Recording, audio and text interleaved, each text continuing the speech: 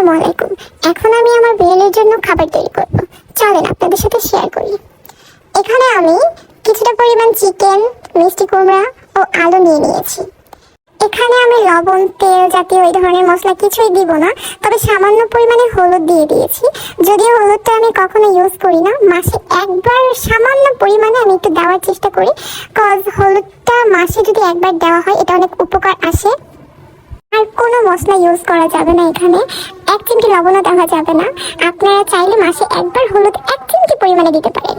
আর প্রতিদিন খাওয়াতে গেলে একদম চিকেনটা র ভাবে শুধু পানি দিয়ে সিদ্ধ করে খাওয়াবেন। এই তো আমি এখানে সিদ্ধ করে নিয়েছি আলু, চিকেন আর মিষ্টি কুমড়োটা। এবার হচ্ছে আমি এটাকে মিক্স করে নিব। আজকে আমি ব্লেন্ড করব না, এটা প্রায় সময় ব্লেন্ড করে খাওয়াই, আজকে আমি এটা হাতে মিক্স করে দিব। এখন আপাতত একটা ক্যাটের জন্য খাবার মিক্স করে দিচ্ছি।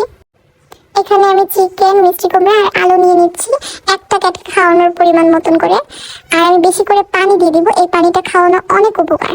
আপনারা এটা বেশি বেশি খাওয়ানোর চেষ্টা করবেন আপনাদের বিড়ালকে। আমার কাছে মিষ্টি কুমড়া ছিল, তাই আমি মিষ্টি কুমড়াটা দিয়ে দিয়েছি। ওরা মিষ্টি কুমড়াটা অনেক পছন্দ করে।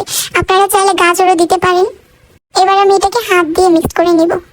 আপনারা যতটুকু খাবার দিবেন ঠিক ততটুকুই মিক্সড করে তারপরে দিবেন, আর বাকিটা আলাদা করে রেখে দিবেন ফ্রিজে অথবা যেভাবে হোক রেখে দিবেন, যেন নষ্ট না হয়। একদিনের বেশি আবার ইউজ করবেন না এটা। আবার যদি ব্লেন্ড করতে চান তাহলে ব্লেন্ড করে ফ্রিজে 3 থেকে 4 দিন সংরক্ষণ করতে পারেন। এর থেকে বেশি দিন রেখে খাওয়াতে যাবেন না। এই তো আমি হাত দিয়ে মিক্সড করে নিয়েছি। আমার জোজো এটা খেতে খুবই পছন্দ করেছে। দেখেন ও অনেক সুন্দর করে খাচ্ছে, মাশাআল্লাহ।